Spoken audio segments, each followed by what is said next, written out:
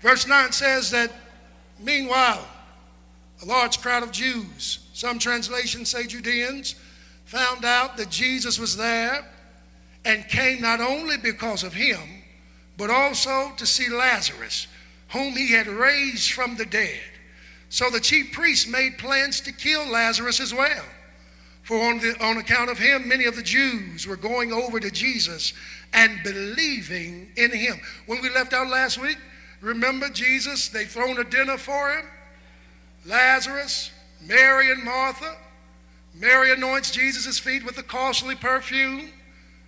Judas is over there being nosy, low down, meddling in somebody else's business with his own conspiratorial motives. And the text tells us that the news that Jesus was there had spread around everybody. And so crowds began to gather. There were already some there who had plans to do Jesus in because they did not like what he was saying. They did not like what he was teaching. They did not like the miracles that he was performing. But here it is, Lazarus. Lazarus was minding his own business. In fact, Lazarus was dead. He ain't bothered nobody. Here comes Jesus, because Jesus loves Lazarus. He loves Mary. He loves Martha. Jesus raises Lazarus from the dead. Lazarus hadn't done anything wrong. He hadn't bothered anybody. But because he was connected to Jesus, because he had an experience with Jesus, because he had an affiliation with Jesus, not only are the chief priests determined to get Jesus, but because of Lazarus' connection, they are now determined to get Lazarus too. Let me tell you something. There's something important to consider here. That when you have embraced the change challenge, you better carefully consider your associations.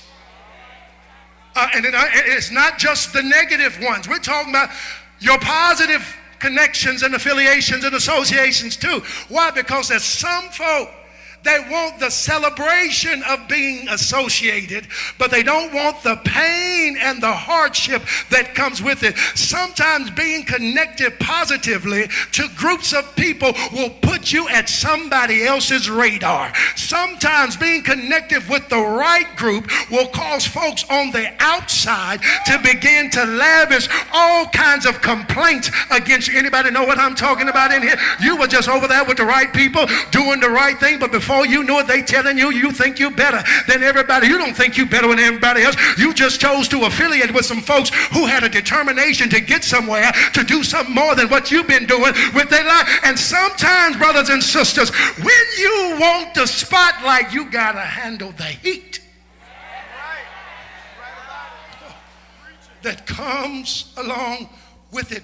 In fact, Proverbs 27:17 says, like it says, as iron sharpens iron, so one person sharpens another. It didn't say rubber could sharpen iron. It didn't say wood could sharpen iron. It didn't say glass could sharpen iron.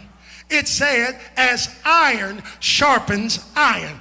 Stop settling for rubber, wood, and glass, folks. You need to find you some iron people, because iron people will stand by you when things get rough. Iron people don't mind putting a little $5, $10 on it, because they know when they're in need, if you can do something about it, you'll step up for them. Iron people don't mind saying something when something needs to be said on your behalf. Iron people don't mind sharing their connections, the people they know. But let me tell you something, rubber folk, wood folk, and glass folk, they shaky and they janky. They'll be there when everything is high, but when everything bottoms out, they run because they don't want to handle any trouble. Anybody know what I'm talking about? That's why you can always find out who your real friends are when you don't have no money. You can always find out who your real friends are when the lights get cut off. You can always find out who your real friends are when the bottom falls out, because your true iron people will stand there with you even if you're wrong.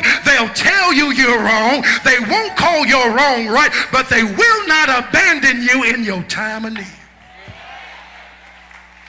Because see, iron people, let me tell you something. For our young people, see, there's a group of folks, Connor, Amaya, and Greg, when they put their pajamas on at night, they turn into Owlet, Catboy, and Gecko, known as PJ Masks, and they will tell you that because of their friends, they can do anything, they can handle any challenge. Some of us need some PJ Masks friends instead of those phony ones we call them. Y'all better say something in this church. I think about for those of us who come from a athletic generation, I think about Larry Bird and Magic Johnson.